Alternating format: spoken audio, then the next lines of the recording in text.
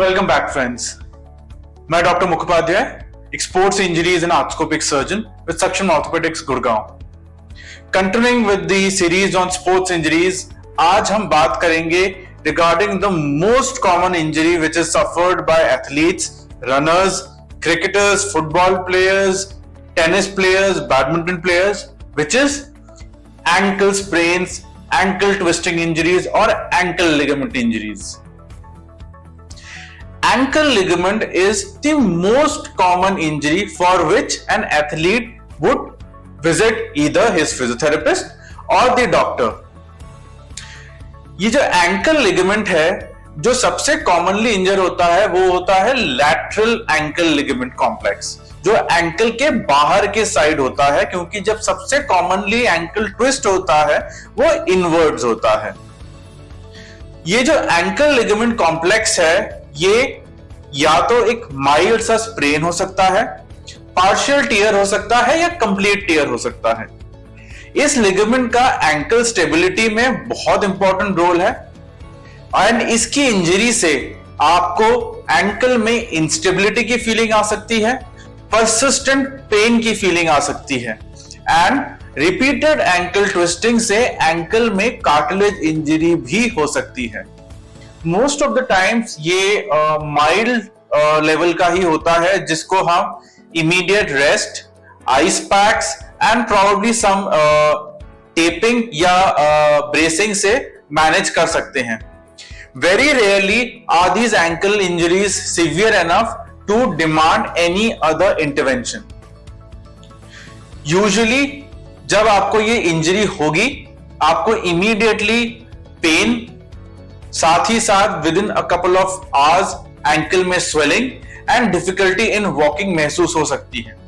Depending upon the severity of injury, आप either game continue कर पाएंगे या फिर अगर बहुत ही सीवियर इंजरी है, you may not be able to continue with the game.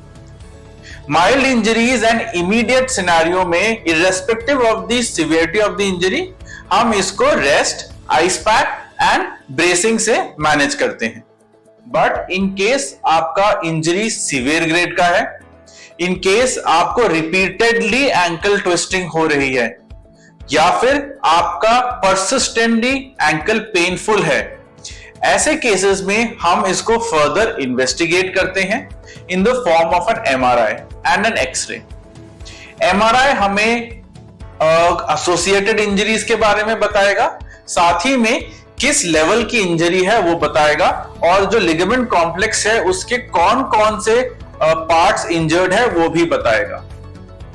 X ray to rule out any hairline fracture or any other associated injury in that area.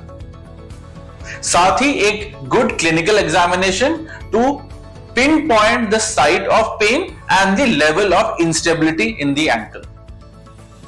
MRI से हमें कोई एसोसिएटेड कार्टिलेज इंजरी अगर आपको हुई हो because of the repeated twisting, वो भी pickup हो जाएगा. ऐसे केसेस में सर्जिकल इंटरवेंशन की जरूरत पड़ती है. जो लिगामेंट है उसको हम डूइंग अ एंकल आर्थोस्कोपी पहले जो भी अनऑर्गेनाइज्ड स्कार टिश्यू बना है उसको क्लियर करते हैं, साथ ही में लैटरल एंकल लिगामेंट रिपेयर या रिकंस्ट्रक्शन करते हैं. This provides an almost immediate stability to the ankle and हम इनिशियल ऑफलोडिंग पीरियड के बाद with good rehabilitation by 3 months आपको sports related training and sports related activities में वापस भेज सकते हैं. जो एसोसिएटेड कार्टिलेज इंजरीज होती है उसको भी हम उसी सिटिंग में ड्यूरिंग डूइंग द आर्थोस्कोपी हम टैकल कर सकते हैं. इन केस आपको एंकल में कार्टिलेज इंजरी हो गई है जिसको हम सेम सिटिंग में डील कर रहे हैं, आपका रिहैबिलिटेशन अकॉर्डिंगली थोड़ा सा डिले या स्लो हो सकता है. अगर आपको जरूरत है तो do not waste time but as soon as possible get the ankle ligament surgery done. जितनी जल्दी हम टाइमली इंटरवीन करेंगे, जितना कम एसोसिएटेड इंजरीज होंगे, उतनी ही जल्दी आपकी recovery and return to sports होगा. सिमिलरली और भी स्पोर्ट्स रिलेटेड इंजरीज के बारे में जानने के लिए हमारे सीरीज से बने रहिएगा, सुनते रहिएगा. Thank you.